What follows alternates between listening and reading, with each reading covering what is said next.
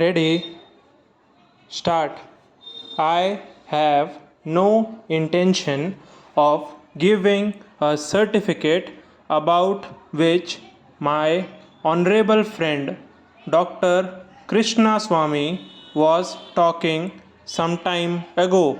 Since anything like certificate being given by any member of the business community is likely to be misunderstood, but the fact remains that impartial observers, both here and abroad, have testified to the soundness and stability of our finances, which have successfully withstood severe stresses and strains of the changing economic factors, both national and international, and for this the fullest possible credit is due to the wise handling of the situation of our present finance minister. There have been criticisms on both sides.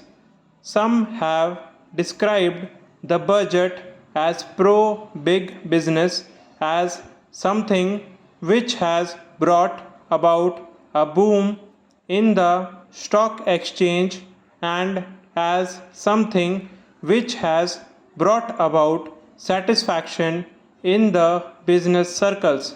The fact is that if there has been any satisfaction, it has been due purely to negative features of the budget and not because any positive relief in any direction has been given to business or industry.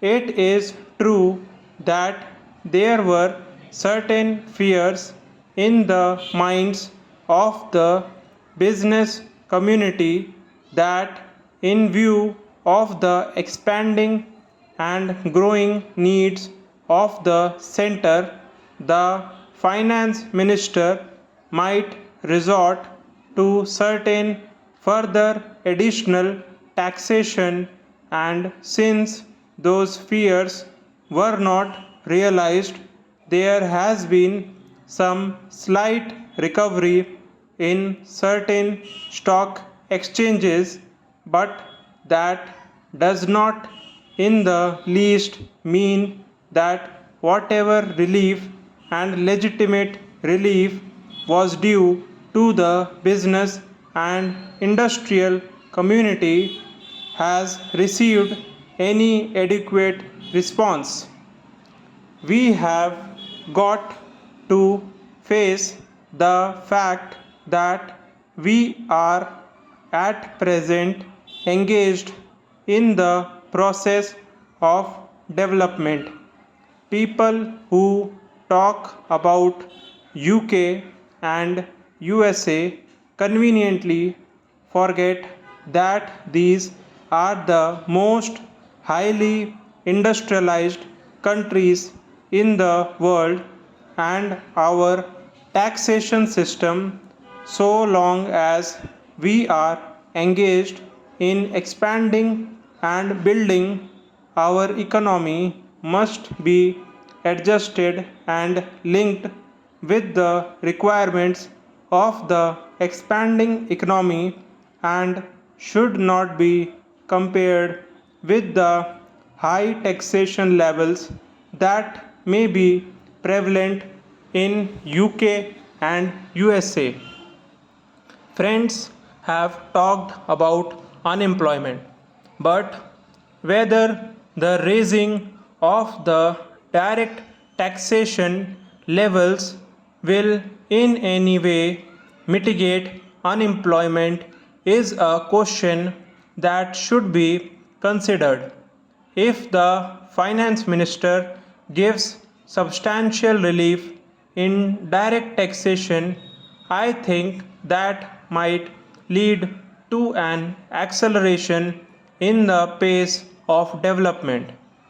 So, it has to be considered whether it is relief in taxation which will lead to a reduction of unemployment, or whether it is raising of taxation to the utmost levels which will dry up the resources and channels of capital formation, and thereby not only retard all further development but might also throw the functioning of present industries out of gear.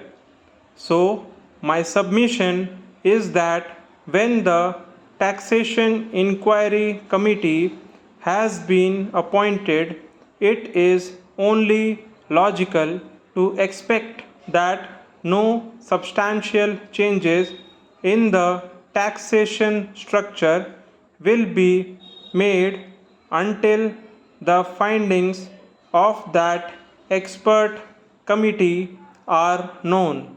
Until we know the incidence of taxation in the various sectors of our economy. Now, coming to the question of deficit financing, I am afraid that my esteemed friend's attitude was somewhat different from the line of opinion in the business and industrial community. Not that we advocate deficit financing from bringing any artificial rise in prices, but the fact is that those who have criticized deficit financing have not suggested any other alternative or made any other constructive suggestion which will bring about necessary development plans. After all, the fact has got to be faced that whatever program we have set out in the national plan should go on unimpeded by any financial considerations. An assurance has been given by the finance minister that so far as financial resources are concerned, he will ensure that the 5-year plan will not in any way be retarded. In this connection, I can only say that deficit financing is one thing so far as the revenue budget is concerned, so far as normal expenses and expenditure are concerned. Certainly, nobody would advocate deficit financing, which might be very undesirable. But when it is a question of doing something abnormal, of investing something in productive channels, then certainly some risk has got to be taken, and I think the finance minister has been fully cautious in taking whatever measures he has so far. We know the measures that the government took for contracting money supply about the end of 1950, and certain other measures adopted which brought about a slump.